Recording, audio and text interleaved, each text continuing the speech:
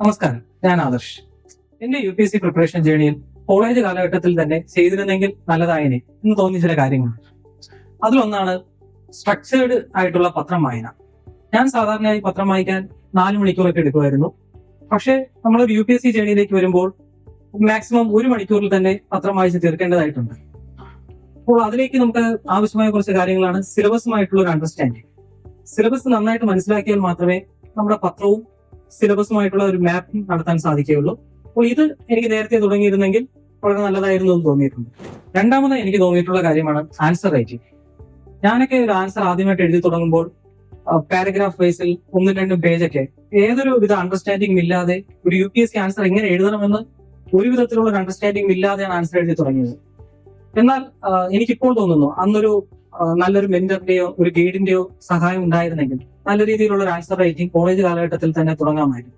മൂന്നാമതായി എനിക്ക് തോന്നിയിട്ടുള്ള കാര്യമാണ് ഫൗണ്ടേഷൻ സബ്ജക്ട്സിലുള്ള ഒരു അണ്ടർസ്റ്റാൻഡിംഗ്.